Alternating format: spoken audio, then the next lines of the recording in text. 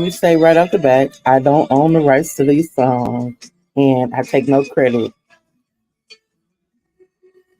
But this was a song that was played when I was younger at a lot of family functions, and it is how I feel today.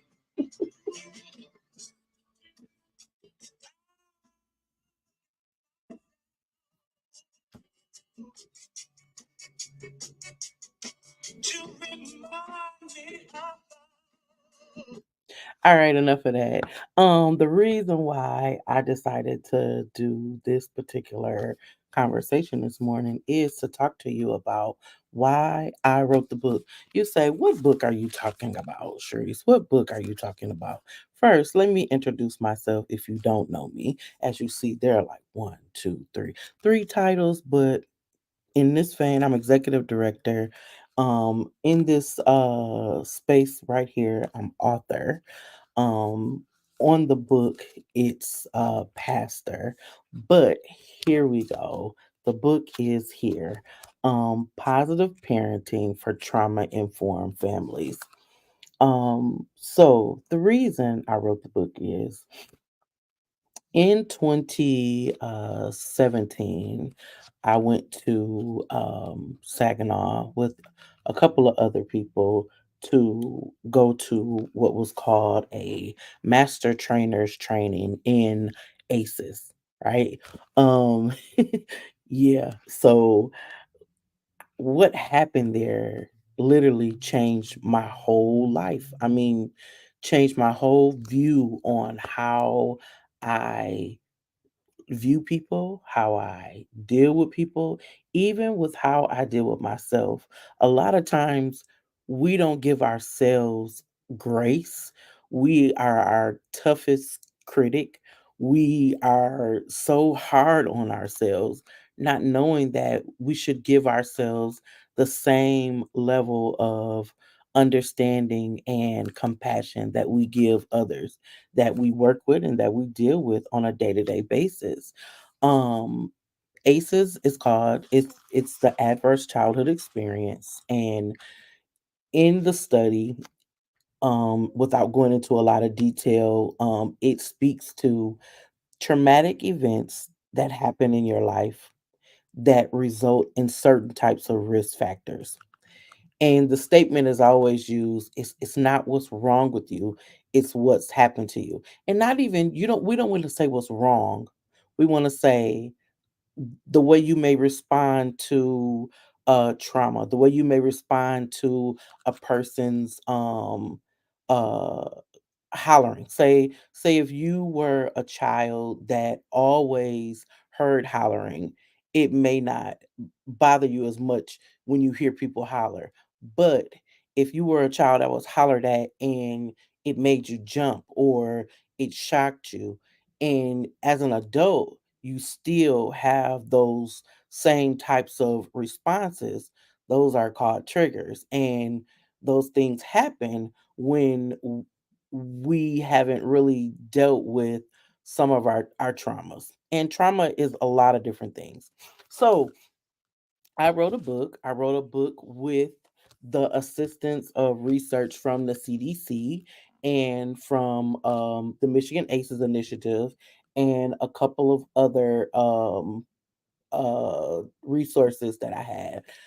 There was a program a while ago. It's not really being used anymore, but it's called Effective Black Parenting. And I learned a lot from that. There is another one called Love and Logic, and I learned a lot from that.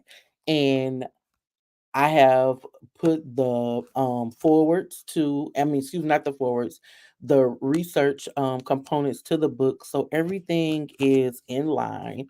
It's evidence based.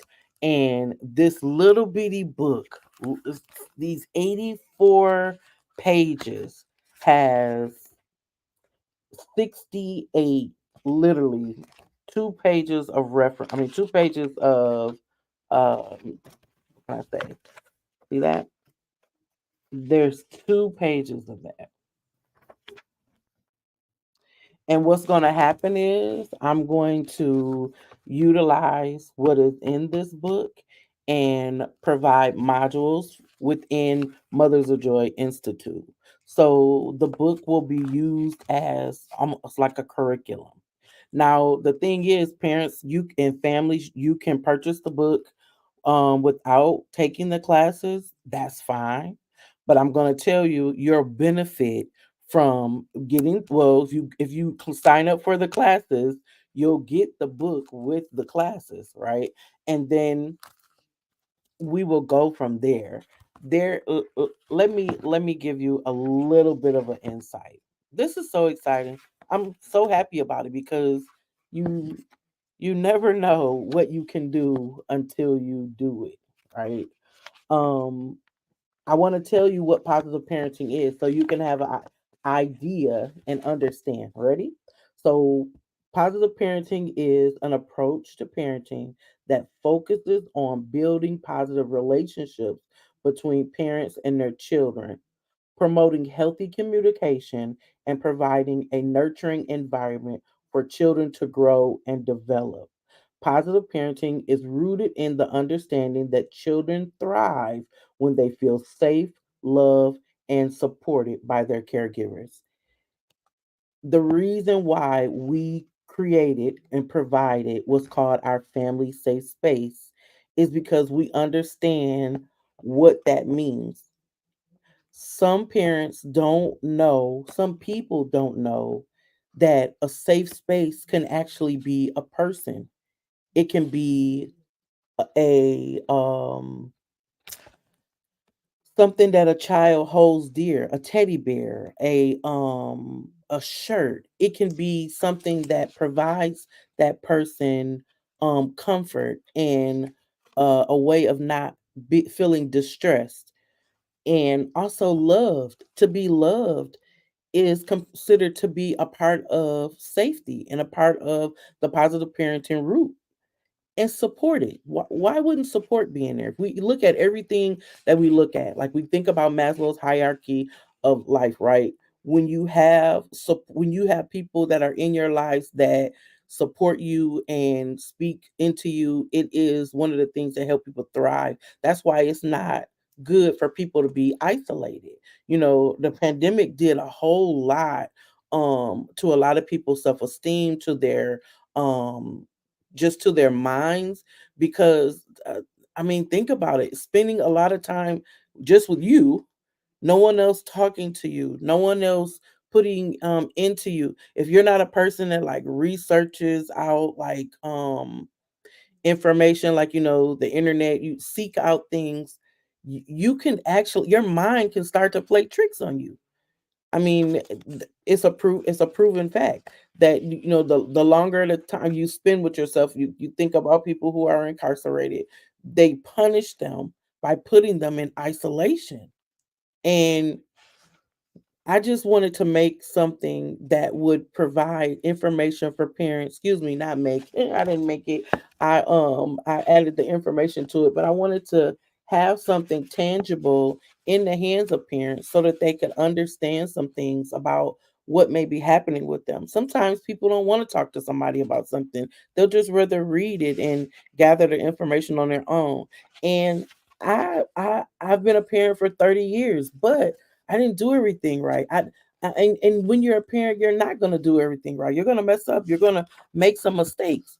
But the big part about it is learning from those mistakes and utilizing what you learn to not keep making the mistake over and over again. Because that's where we get caught, right? We do something and we say and we forget about it. And as you forget about it, it repeats itself. And then when it repeats itself, you're like, shoot, I said I wasn't going to do that again. But I read this book and it says, whatsoever a man thinketh, so is he.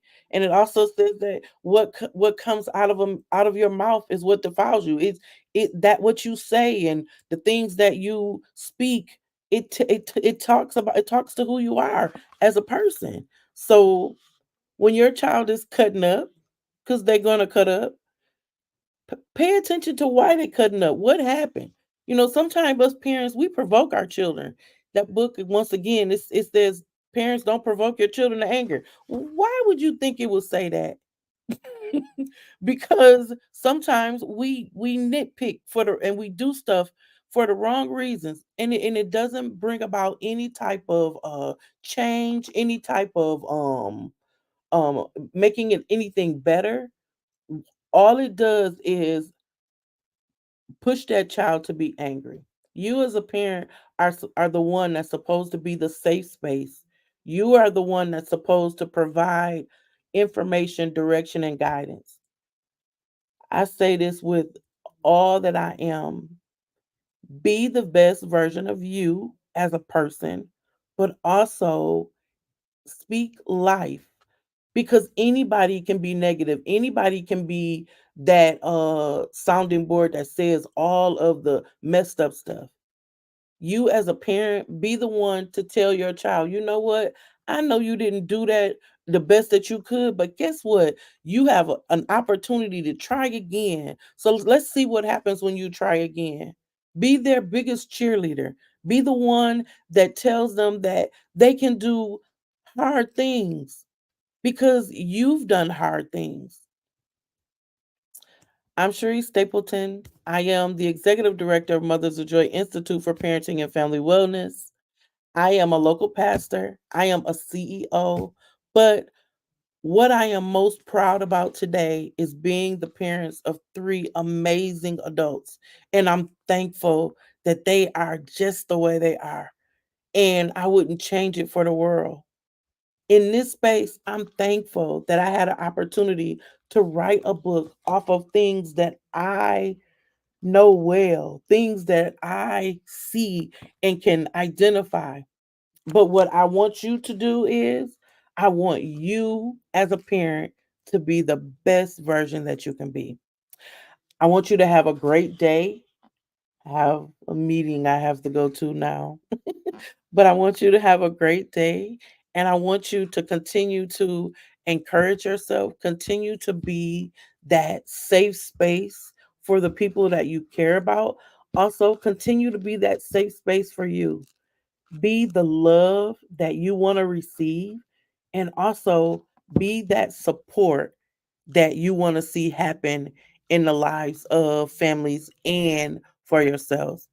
Be kind to yourself and be good to one another. I look forward to talking to you again, because there is so much more to come. Have an amazing day. Bye bye for now.